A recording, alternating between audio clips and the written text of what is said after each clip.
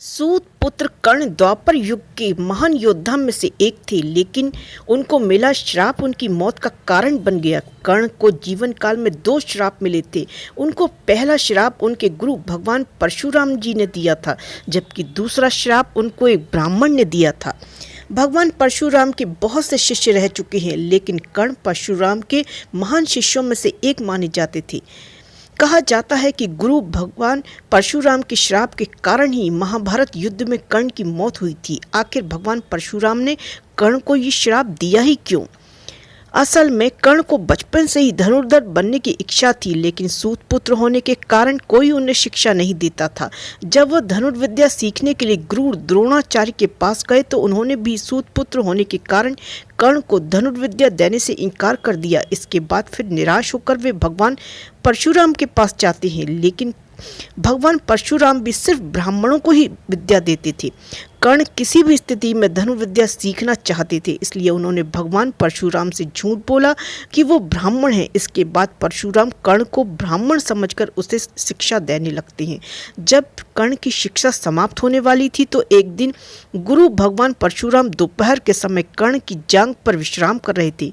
उसी समय कीड़ा आता है और कर्ण की जांघ को काट लेता है। भगवान परशुराम की नींद खराब ना हो, इसकी वजह से कर्ण कीड़ा को हटाने की बजाय डंक मारने देते हैं।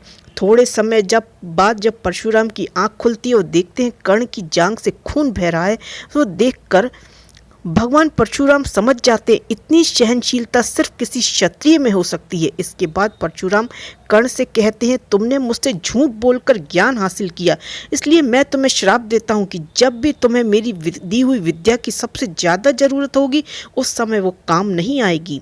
श्राप सुनकर कर्ण ने परशुराम से कहा कि वह स्वयं नहीं जानते वो किस वंश या कुल के हैं, और अपनी सारी बातें परशुराम जी को बताते हैं। इसके बाद भगवान परशुराम को अपने दिए हुए श्राप पर पश्चाताप होता है और पश्चाताप करते हुए वो कहते हैं कि वो दिया हुआ श्राप वापस नहीं लिया जा सकता। इसलिए परशुराम विजय धनुष बाण वरदान के रूप में कर्ण को देते हैं। इसके बाद कर्ण भगवान परशुराम के आश्रम से विदा लेते हैं।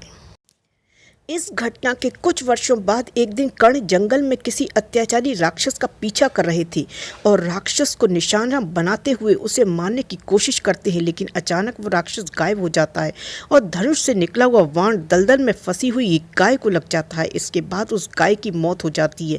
उस गाय का स्वामी एक ब्राह्मण होता है जो गाय की दुविधा देखकर कर्ण को वहीं एक श्राप दे देता है कि जिस प्रकार तुमने एक असहाय गाय को मारा है, ठीक उसी तरह ही एक दिन तुम्हारी भी मृत्यु होगी।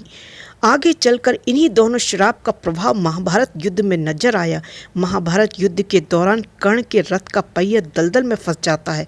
जब कर्ण पहिया निकालने के लिए रथ से उतरता है तो उसी समय अर्जुन बाण चला देते हैं और कर्ण की मौत